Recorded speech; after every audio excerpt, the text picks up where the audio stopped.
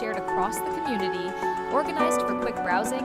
Use it to spot patterns, pull links, and build your own research list. Qnotables.com. Browse the notables, verify the facts, stay informed.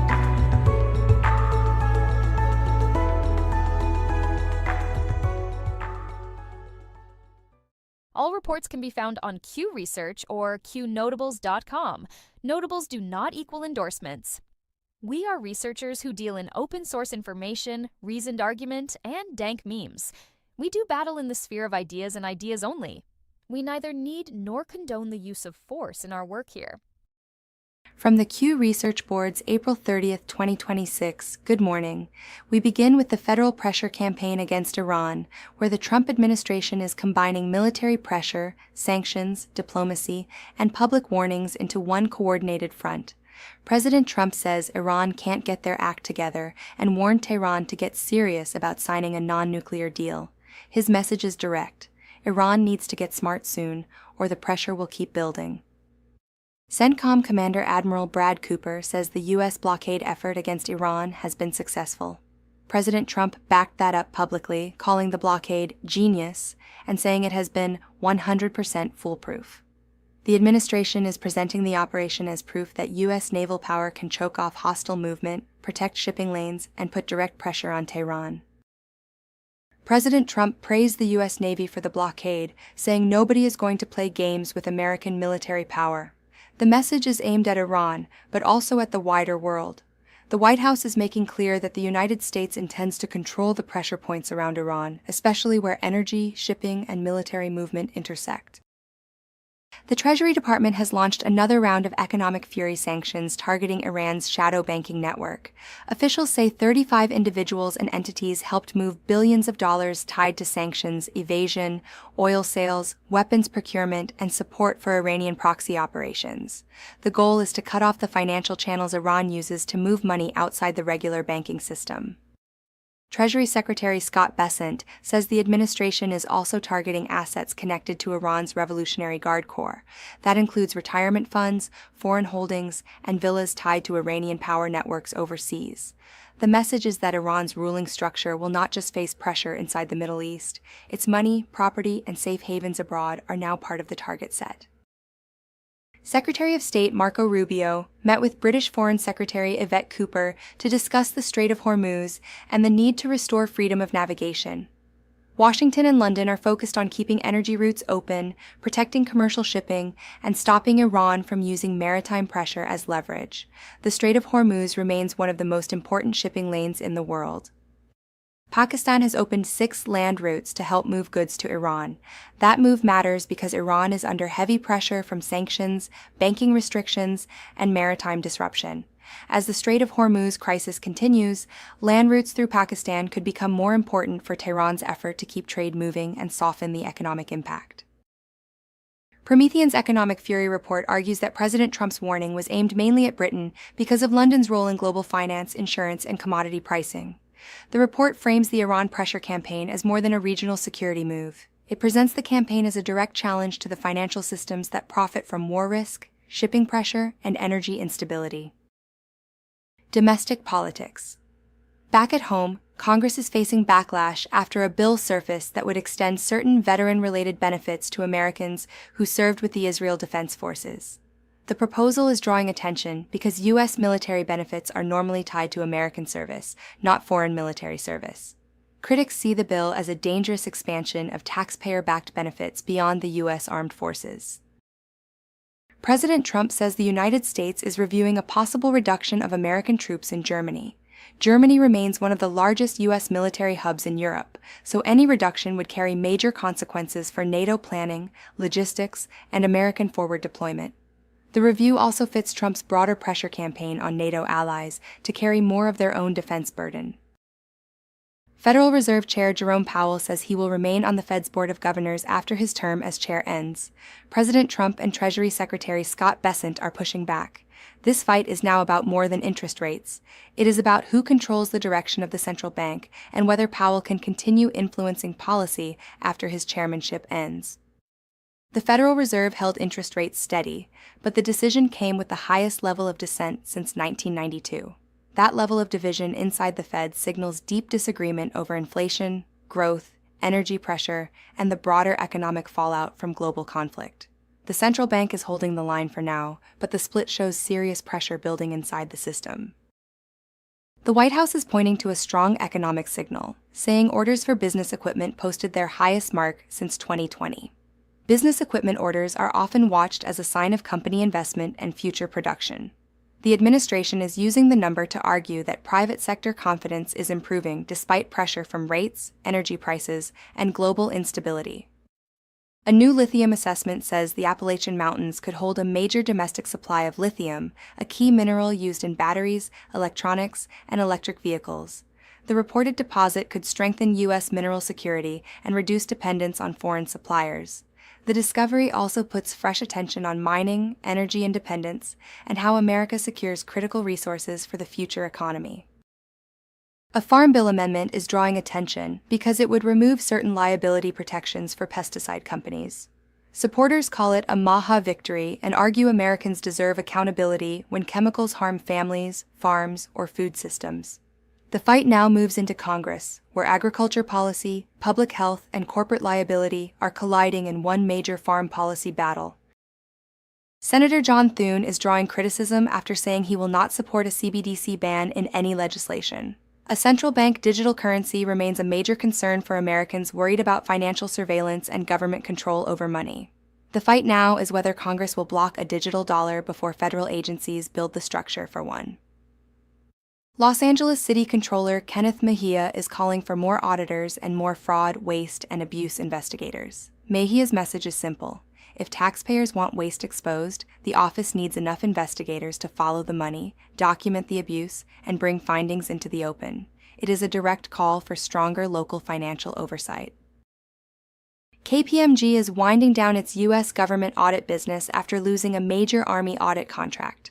The move comes after years of pressure over federal financial accountability and repeated problems inside the defense audit process.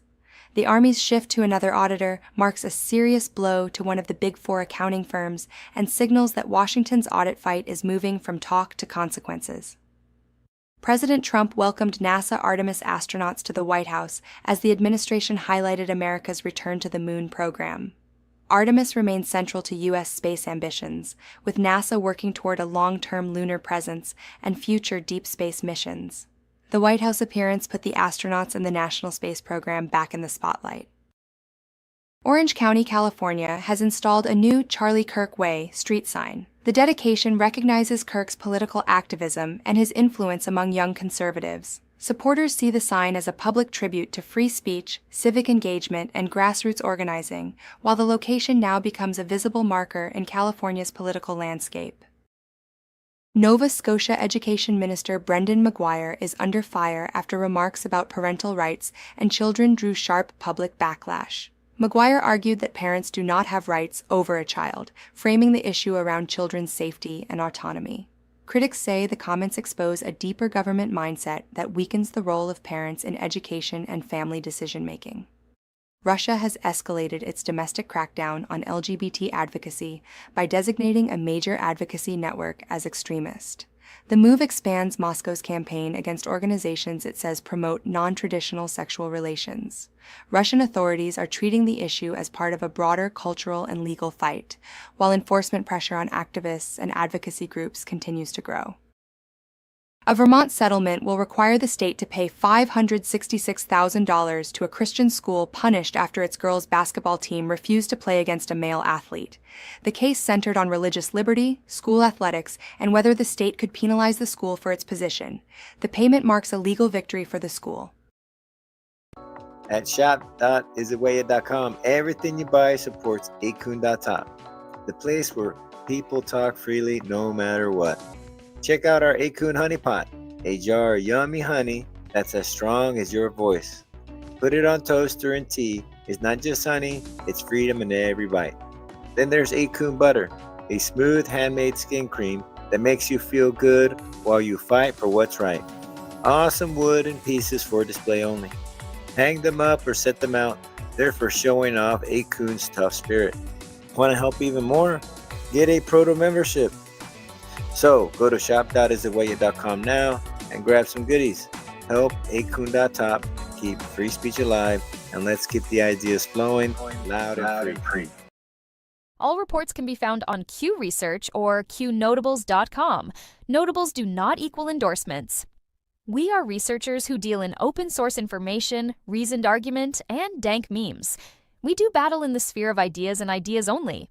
We neither need nor condone the use of force in our work here. From the Q Research Board's April 30th, 2026. Election integrity. The Supreme Court has issued a 6-3 ruling in the Callais redistricting case, striking down a Louisiana map challenged as racially discriminatory. Justice Samuel Alito authored the majority opinion. The ruling is being framed by supporters as a major equal protection decision, and the political effect could reshape congressional maps and future Voting Rights Act litigation. The real impact of the Supreme Court's Callais ruling may be the congressional map. Supporters of the decision say Democrats benefited from court-ordered maps that created additional race-based districts. With the court now limiting that approach, several states could revisit their maps, and the balance of power in the House may shift under a stricter equal protection standard. North Carolina officials say they uncovered 34,000 dead voters still listed on the rolls. Election officials are expected to review and clean up those records as part of normal voter roll maintenance. The finding will intensify the national debate over election integrity, voter list accuracy, and whether states are doing enough to keep registration databases current. California's DMV is under fire after reports that driver license data was handed over in a way that sparked privacy concerns. The issue has become another flashpoint over state databases, immigration enforcement, surveillance, and personal information.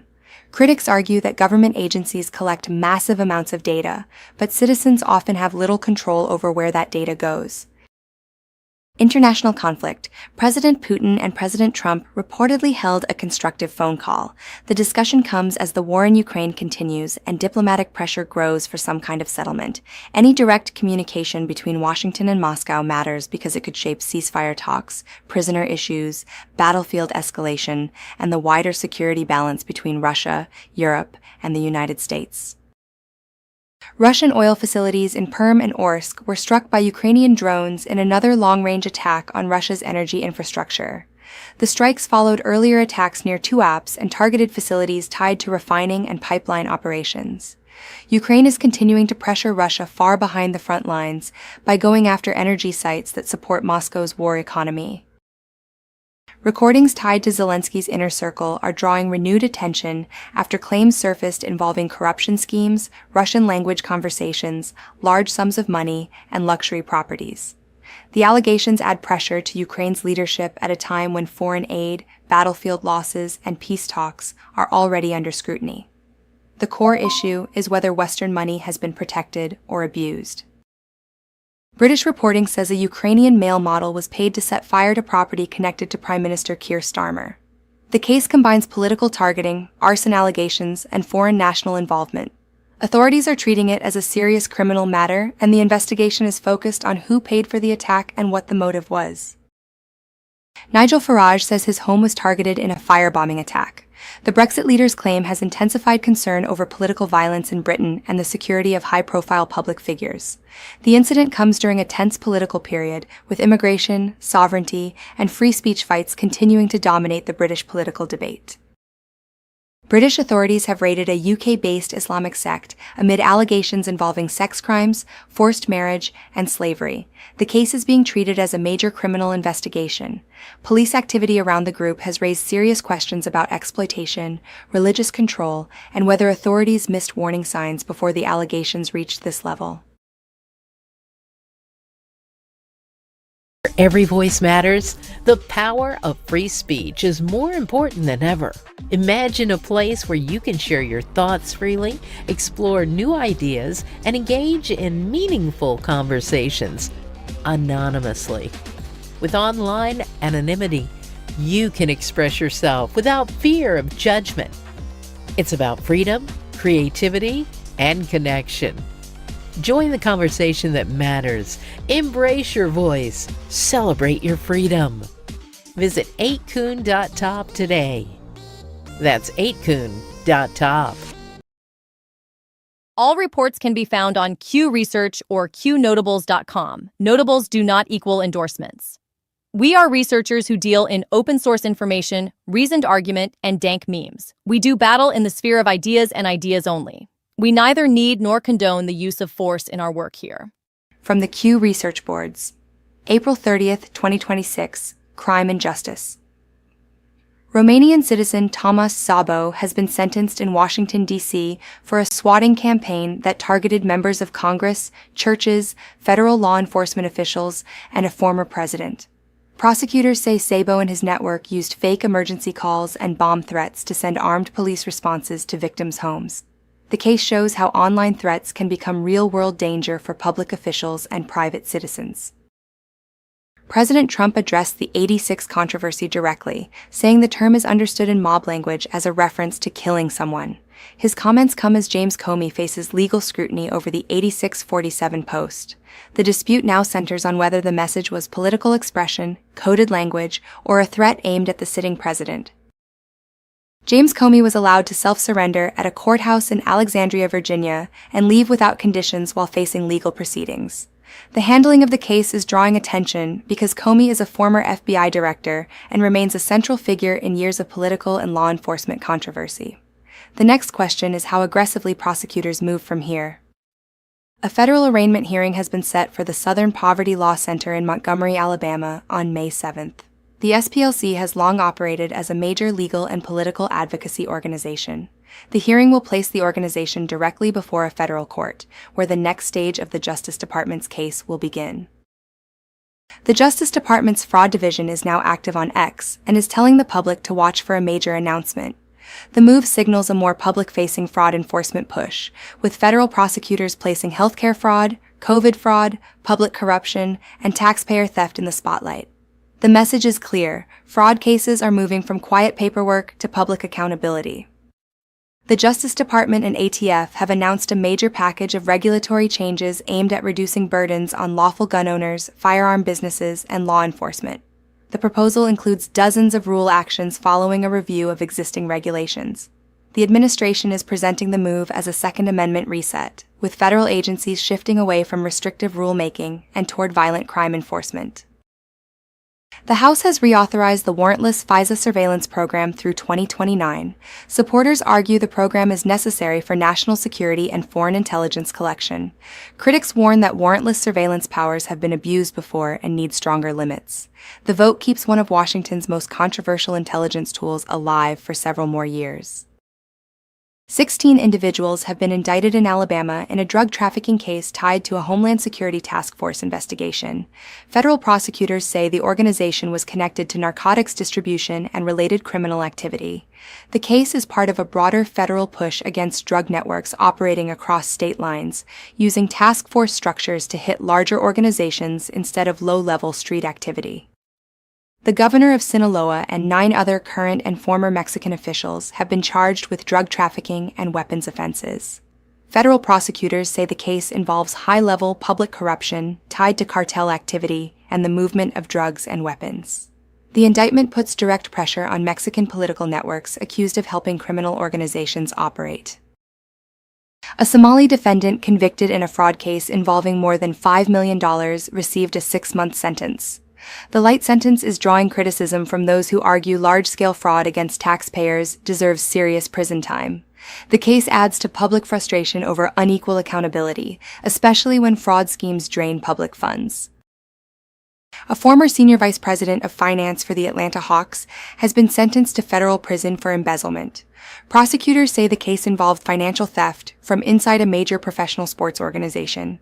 The sentence serves as another reminder that white-collar crime often happens through trusted positions, internal access, and weak financial controls. A French national has been sentenced to 8 years in prison for laundering hundreds of millions of dollars. Federal prosecutors say the case involved large-scale money movement designed to hide illegal proceeds. The sentence highlights the growing federal focus on international money laundering networks, shell structures, and financial systems used to move dirty money across borders. The Justice Department has sued Cloudera, accusing the big tech company of blocking American workers in favor of foreign visa holders.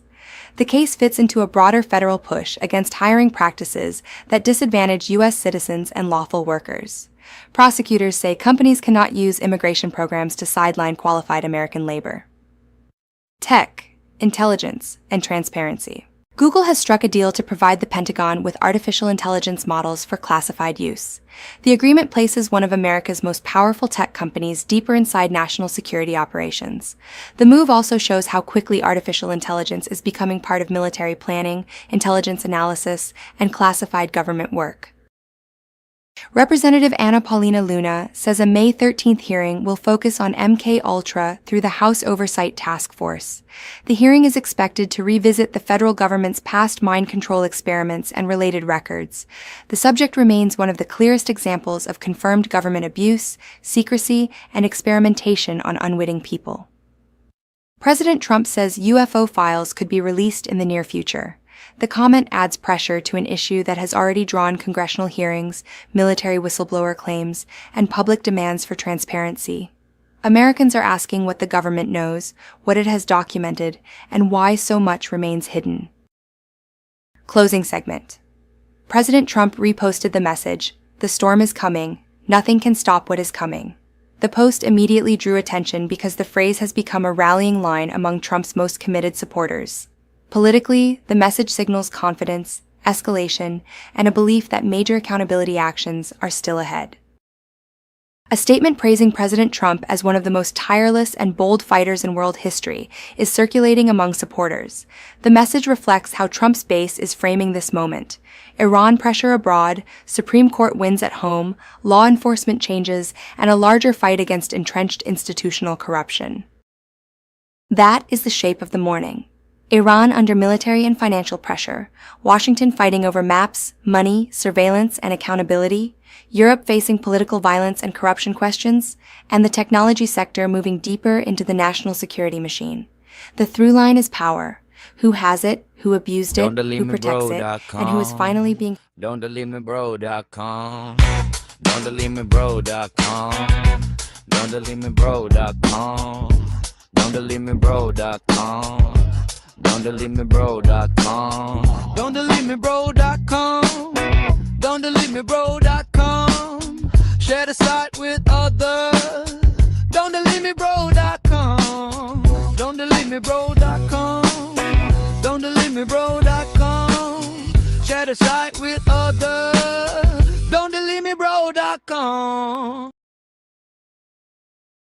That's all for now. Stay alert, stay informed, and never hand your thinking over to anyone on a screen, including me. God bless you, God bless our troops, and God bless the United States of America. See you soon.